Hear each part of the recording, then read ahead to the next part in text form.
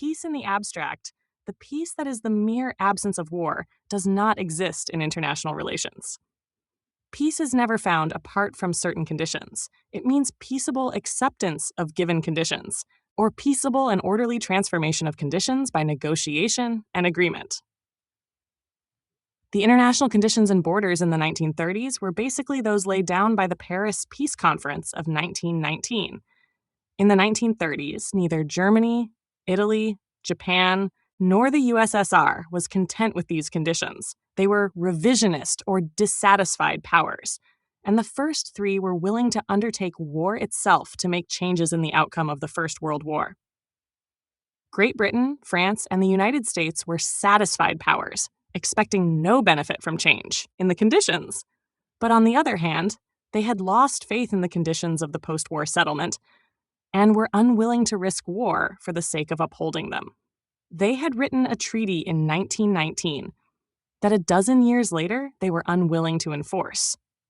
They stood idly by, as long as they could, while the dissatisfied powers tore to pieces the states recognized, the frontiers drawn, and the terms agreed to at the Peace of Paris. From the Japanese invasion of Manchuria in 1931 to the outbreak of European war in 1939, force was used by those who wished to upset the post-1919 international order, but never by those who wished to maintain it. A new world war was therefore launched by nations that had never accepted the outcome of the last one. The war that raged across the world from 1939 to 1945 was the most destructive conflict in human history. It was also the most widely dispersed global war that has ever been fought. The Second World War affected nations on every continent, caused the deaths of almost 60 million people, at least 2/3 of whom were civilians, produced vast physical damage in cities, factories, and countrysides, generated new forms of genocidal mass murder, as well as new military weapons of mass destruction, and contributed decisively to the new global influence of two superpower nations, the United States and the Soviet Union. 855 Fortuan 99. Historians often disagree about the social or political consequences of warfare, but the Second World War was unquestionably one of the definitive shaping events in modern world history. Both the haunting memories and complex legacy of the Second World War still influence modern cultures and people everywhere in the 21st century. 100. The weakness of the democracies. Again to war. The pacifism and disunity of the West. While dictators asserted their aggressive, authoritarian nationalisms in the 1930s, the Western democracies were swayed by a profound pacifism. Many people responded to the vast human and financial costs of the recent World War by insisting on peace regardless of consequences. They came to believe, especially in Britain and the United States, that the First World War had been a mistake, that little or nothing had been gained by it, that they had been deluded by wartime propaganda, and that wars were really started by armaments manufacturers. They believed also that Germany had not really caused the War of 1914, that the Treaty of Versailles was too hard on the Germans, that democracy was after all not suited to all nations, that it took two to make a quarrel, and that there need be no war if one side refused to be provoked, a whole system of pacific and tolerant ideas in which there was perhaps both truth and misunderstanding. The pacifism in Western Europe also had other roots, most evident in France. About 1.4 million Frenchmen had died in the First World War. Half of all French males between the ages of 20 and 32 in 1914 had been killed. To the French, it was inconceivable that such a human disaster should be repeated. French strategy was therefore defensive and sparing of manpower. If a new war came, the French expected to fight it mainly in the elaborate fortifications called the Maginot Line, which they built on their eastern frontier facing Germany, from the Swiss to the Belgian border. To its north, the Ardennes forest was to be a barrier to any invader. During the Depression, France was torn by internal class conflict and by 1,500 fascist or quasi-fascist agitation. Many French on the right, historically unsympathetic to the Republic and seeing a threat of social revolution in movements such as the Popular Front, did not conceal their admiration for Mussolini or even for Hitler. Abandoning their traditional role as ardent nationalists, they would do nothing to oppose the dictators. On the other hand, many on the left looked with sympathy upon the Soviet Union. France was ideologically too divided in the 1930s to possess a firm foreign policy, and all elements took false comfort from the supposed impregnability of the carefully constructed Maginot Line. The pacifism in Western Europe. A similar situation, in lesser degree, prevailed in Great Britain and the United States. The loss and bloodshed of the First World War were remembered with both mourning and anger. It was well known that another world war would be even more horrible. There was an unspeakable dread of the bombing of cities. Typical of the time was a resolution adopted by students at Oxford in 1933 that they would never take up arms for their country under any conditions. In the 1930s, when any international action seemed to favor either the USSR, on the one hand, or Hitler and Mussolini on the other, it was hard to establish any foreign policy on a firm basis of national unity. In Britain, some members of the upper classes were overtly sympathetic to the fascist dictators or saw in them a bulwark against communism. The government itself tried to be non-committal. 856, it believed that some means of satisfying or appeasing the more legitimate demands of the dictators might be found. Neville Chamberlain, the British Prime Minister after 1937, became the principal architect of the appeasement policy. The United States government, despite President Roosevelt's repeated denunciation of the aggressors, followed in practice a policy of rigid isolation in both Europe and Asia. Neutrality legislation, enacted by a strong isolationist bloc in Congress in the years 1935 to 1937, forbade 1501 loans, export of munitions, and use of American shipping facilities to any belligerent once the president had recognized a state of war in a given area. From this American neutrality legislation, the European aggressors of the 1930s derived great benefit, but the victims of aggression lost a key source of possible assistance. As for the rulers of the USSR, they were revisionist and dissatisfied in that they did not accept the new frontiers of Eastern Europe, nor the territorial losses incurred by Russia in the First World War. They resented the cordon sanitaire created in 1919 against the spread of Bolshevism, the ring of small states on their borders from Finland to Romania, which were almost without exception vehemently anti-Soviet. They were thus obsessed by fear of foreign intrusions and military attacks. Their Marxist doctrine taught the inherent hostility of the entire capitalist world. The intervention of the European allies in the revolution and civil wars confirmed their Marxist theory. Resentful and suspicious of the outside world, in the 1930s the Bolshevik leaders were alarmed primarily by Germany. Hitler, in Mein Kampf and elsewhere, had declared that he meant to obliterate communism and subordinate large stretches of Eastern Europe to Germany. Russian resentment. The Soviets thus became interested in collective security, in international action against aggression. In 1934, they joined the League of Nations. They instructed communist parties to work with socialists and liberals in popular fronts. They offered assistance in checking fascist aggressors, signing mutual assistance pacts with France and Czechoslovakia in 1935. But many Europeans fled from the Soviet embrace with a shudder. They distrusted Soviet motives, or they were convinced that the purges and trials of the 1930s had left the Soviets weak and undependable as allies, or they felt that the fascist dictators might be diverted eastward against the Soviets, and so spare the Western 1502 European democracies. Here again, though the Soviet Union was ostensibly willing, no effective coalition could be formed to oppose the growing threat of German aggression. The march of Nazi and fascist aggression. Adolf Hitler perceived these weaknesses with uncanny genius.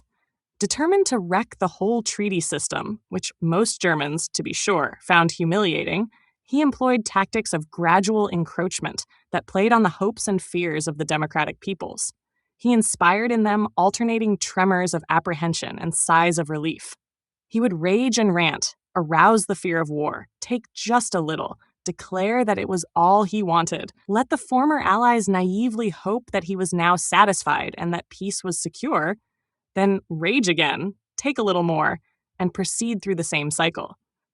Each year, he precipitated some kind of emergency, and each time the French and British saw no alternative except to let him have his way. In 1933, soon after seizing power, he took Germany out of the League of Nations and out of the International Disarmament Conference then taking place. He successfully wooed Poland, long France's ally, and in 1934, the two countries signed a non-aggression treaty. That same year, the Nazis of Austria attempted a putsch, assassinated the Austrian Chancellor, Dollfuss, and demanded the union of Austria with Germany. The Western 857 powers did nothing. It was Mussolini who acted. Not desiring to see Germany installed at the Brenner Pass, he mobilized large Italian forces on the frontier, discouraged Hitler from intervening openly in Austria, and so preserved the independence of Austria for 4 more years. In January 1935, a plebiscite was conducted in the Saar territory by the League of Nations as stipulated under the Versailles Treaty. The Saar was a strategic area along the French border, and amidst intense Nazi agitation, the voters overwhelmingly favored reunion with the Reich. 2 months later, in March 1935, Hitler dramatically repudiated those clauses in the Versailles Treaty intended to keep Germany disarmed. He now, 1503, openly built up the German armed forces. France, England, and Italy protested such arbitrary and one-sided denunciation of an international treaty, but did nothing about it. Indeed, Great Britain entered into a naval agreement with Germany, to the consternation of the French. Hitler's triumphs. Hitler lived in Vienna as an unknown artist before the First World War, but he returned as the all-powerful German Führer after the union of Austria and Germany. In March 1938, proceeding through Vienna in this triumphant motorcade, he was hailed by Austrian Nazis and others who celebrated the long-anticipated Anschluss on the city's streets. De Agostini, Picture Library De Agostini, Getty Images. On March 7, 1936, using as his justification the new Franco-Soviet pact, Hitler repudiated the Locarno Agreements, which had confirmed post-World War I national borders, and reoccupied the Rhineland. That is, he sent German troops into the German territory west of the Rhine, which by the Treaty of Versailles was supposed to be a demilitarized zone. The French government considered possible military action to force the German army to leave the Rhineland. And at this time, Hitler might have been checked, for German military strength was still weak, and the German army was prepared to withdraw, or at least consult, at signs of resistance. But the French government was divided, preoccupied with internal issues, and unwilling to act without Britain. And the British would 1504 not risk war to keep German troops from occupying German soil. The following year was quieter, but Nazi agitation flared up in Danzig, which the Treaty of Versailles had set up as a free city. In March 1938, German forces moved into Austria, and the union of Austria and Germany, the Anschluss, was at last consummated. In September 1938 came the turn of Czechoslovakia and the Munich crisis. To understand the context for the events in Munich, we must first pick up other threads in the story. 858 Mussolini, too, had his ambitions and required sensational foreign triumphs to magnetize the Italian people. Since 1919, the Italians had been dissatisfied with the peace arrangements. They had received none of the territories of the former Ottoman Empire, and they were excluded from the former German colonies that had been liberally parceled out as mandates to Great Britain, France, and other countries. They had never forgotten the humiliating defeat of Italian forces by Ethiopia at Adwa in 1896, which had blocked Italy's imperial ambitions in northeast Africa. Ethiopia remained the only part of Black Africa, with the exception of Liberia, that was still independent. Mussolini's ambitions. In 1935, Italy invaded Ethiopia.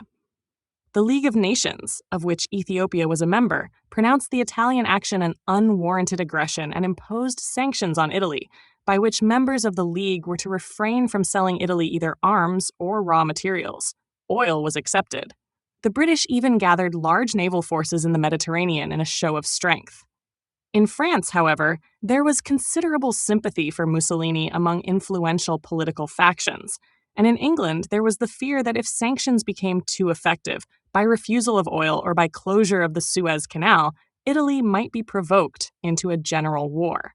Mussolini was thus able to defeat Ethiopia in 1936 and to combine it with Italian Somaliland and Eritrea in an Italian East African empire.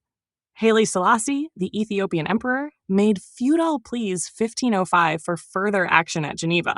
The League of Nations again failed, as in an earlier Japanese invasion of Manchuria in 1931, to provide machinery for disciplinary action against a wayward great power.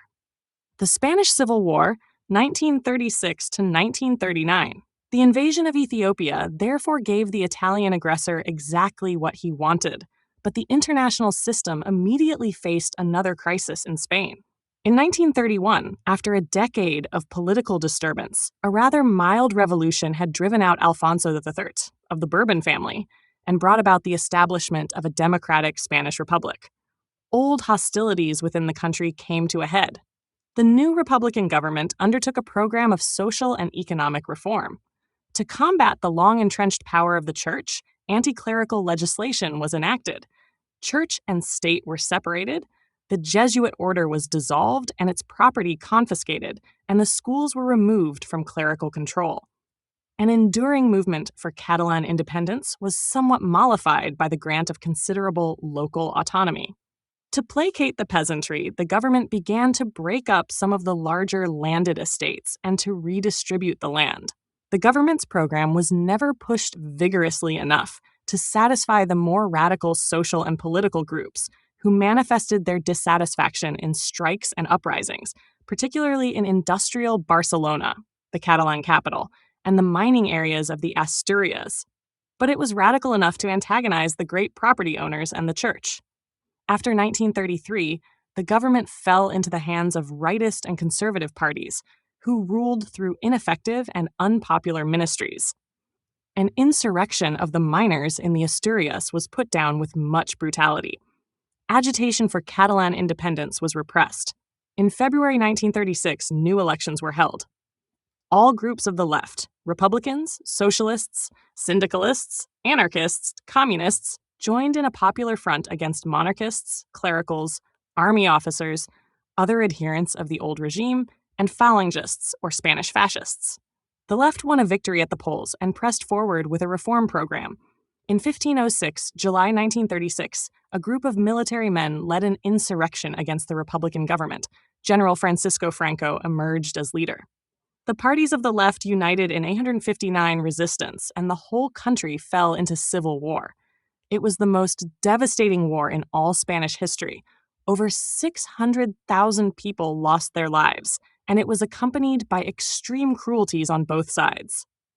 For nearly 3 years, the Republican or Loyalist forces held their own before finally succumbing to the insurgents led by Franco, who in March 1939 established an authoritarian, fascist-type rule over the exhausted country. Francisco Franco, right-wing forces launched a military insurrection against Spain's Republican government in July 1936. In the civil war that followed, Germany and Italy sent aid to General Francisco Franco, but anti-fascist groups mobilized everywhere to fight for the Republic.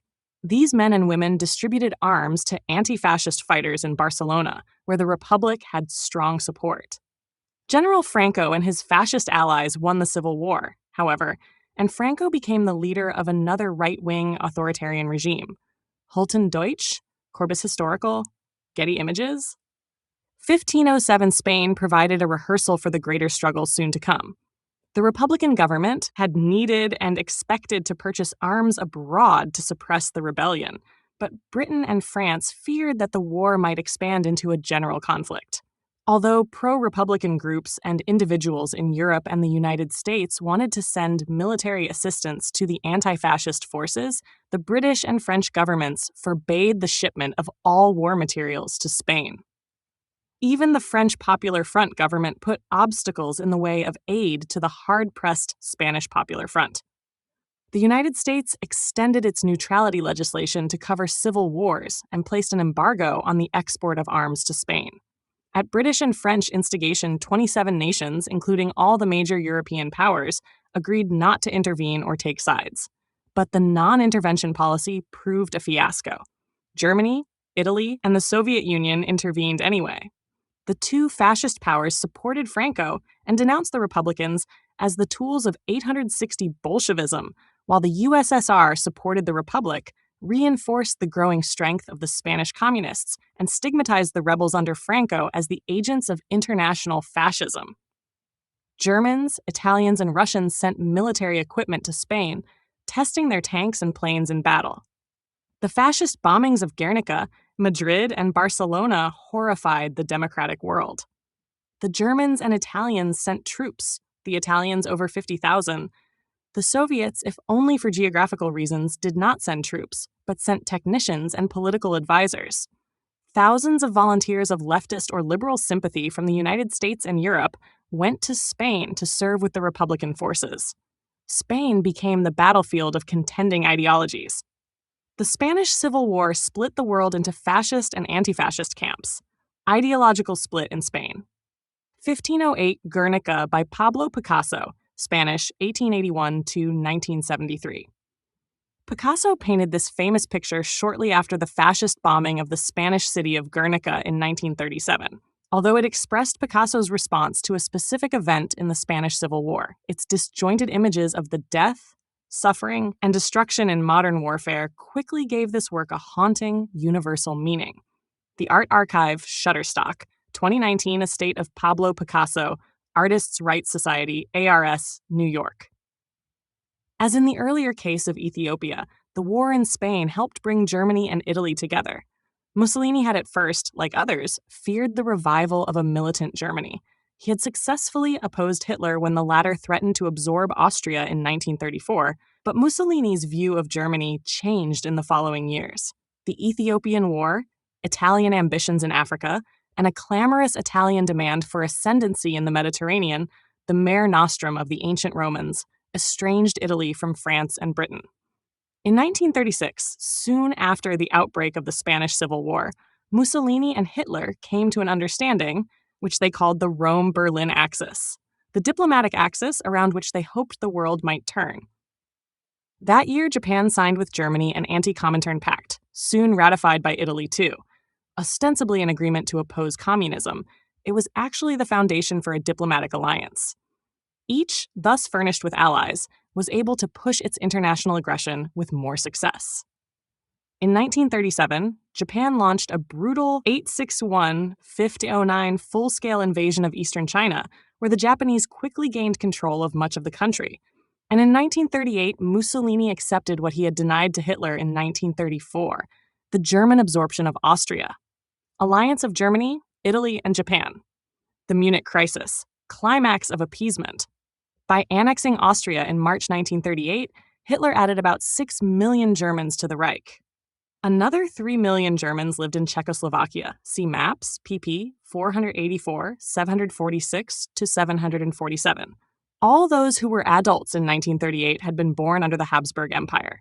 They had never, since 1918, been content with their new position as a minority in a Slavic state, and had long complained about various forms of subtle discrimination. There were Polish, Ruthenian, and Hungarian minorities also, and because even the Slovaks had a strong sense of separate identity, there was in actuality no preponderant national majority of any kind. The fact that Czechoslovakia had one of the most enlightened minorities policies in Europe, enjoyed the highest living standard east of Germany, and was the only country in Central Europe in 1938 that was still democratic, only demonstrated the difficulty of maintaining a democratic, multi-ethnic state even under the most favorable of conditions. Czechs divided Czechoslovakia had become the strategic keystone of Europe. It had a firm alliance with France, by which the French pledged to defend it against German attack, and an alliance with the Soviet Union, which, however, was contingent on the functioning of the French alliance. It had a well-trained army, important munitions industries, and strong fortifications against Germany, which, however, were located in precisely the Sudeten border area where the population was almost all German. When Hitler annexed Austria, because Vienna is further east than Prague, 1510, he enclosed Czechoslovakia in a vice. From the German point of view, it could now be said that Western Czechoslovakia, which was almost a third German anyway, formed a bulge protruding into the German Reich. The Sudeten Germans of Czechoslovakia, whether Nazis or not, fell under the influence of agitators whose aim was less to relieve their grievances than to promote National Socialism. Hitler fomented their demands for union with Germany. In May 1938, rumors of an imminent German invasion caused the Czechs to mobilize. Russia, France, and England issued warnings to Germany. Hitler gave assurances, but was nevertheless determined to smash the Czechs in the autumn. France and England were appalled by their narrow escape from war. The nervous French acquiesced in the leadership of Britain, which in the following months strove to avoid any firm stand that might precipitate war.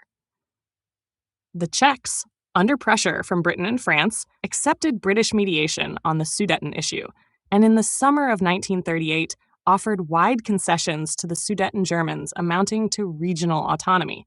But this was not enough to satisfy Hitler, who loudly proclaimed that the plight of the Germans in Czechoslovakia was intolerable and must be corrected.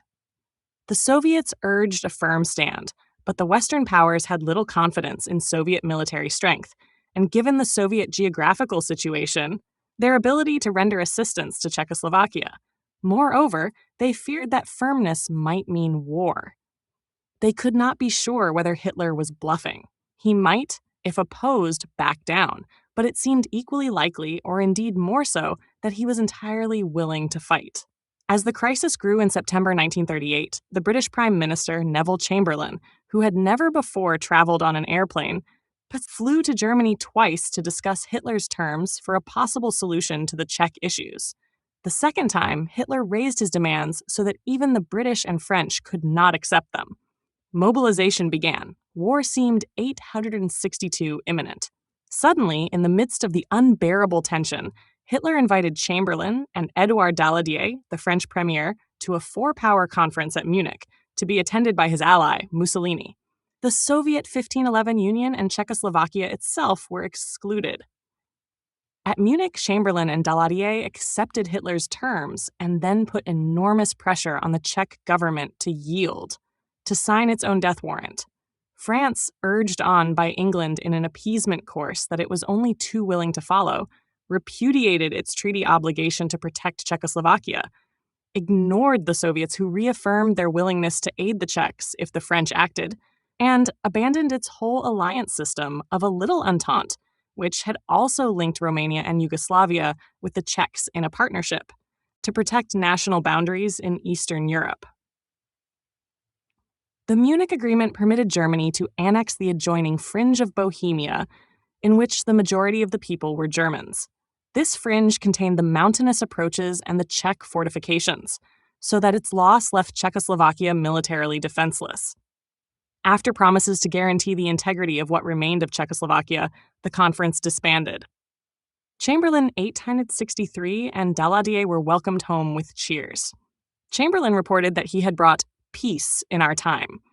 Again, the democracies sighed with relief, hoped that Hitler had made his last demand, and told themselves that, with wise concessions, there need be no war. Appeasement.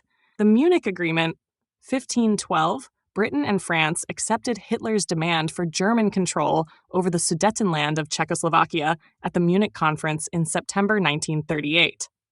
Although most people in Czechoslovakia deeply resented the Western European appeasement of Hitler's aggressive demands, these Sudeten women welcomed the German troops who streamed into their region almost immediately after the Munich meetings adjourned. Keystone France, Gamma Keystone, Getty Images.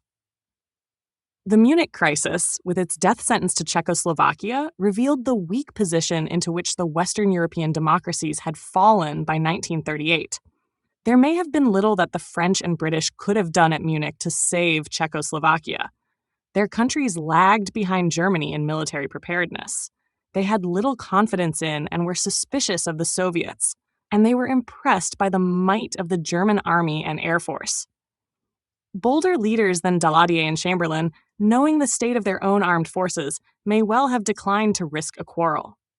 The French and British governments, and many of the people they represented, desperately wanted peace and would buy it at a high price, not daring to believe that they were dealing with a blackmailer whose price would always be raised. Western democratic weakness, 1513. The Western Europeans suffered, too, from another moral uncertainty.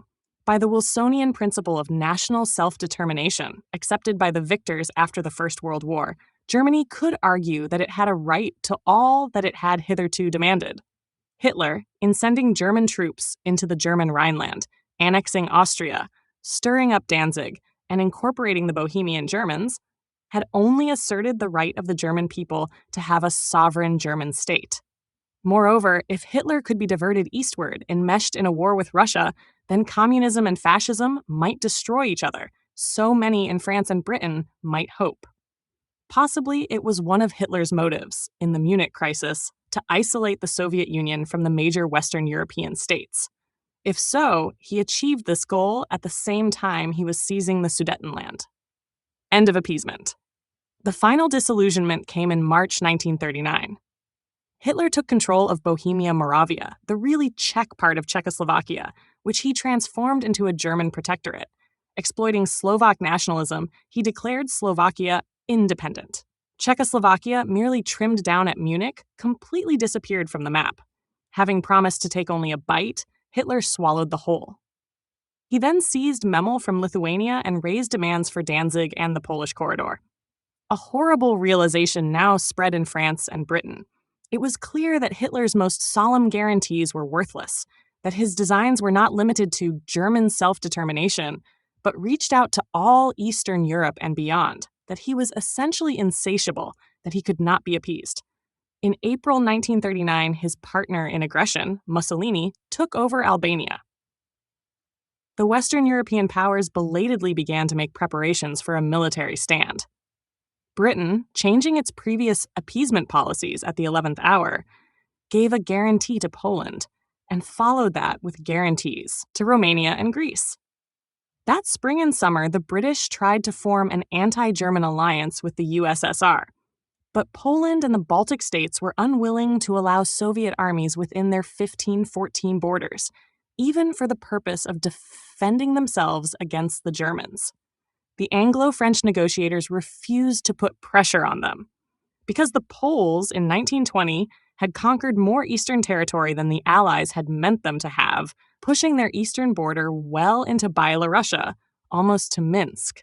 The Anglo-French territorial scruples seemed to the Soviets unnecessarily delicate. They did not wish the Germans to launch an attack on them from a point as far east as Minsk. They may have thought also that what the French and British really wanted was for the Soviet Union to take the brunt of 864, a Nazi attack.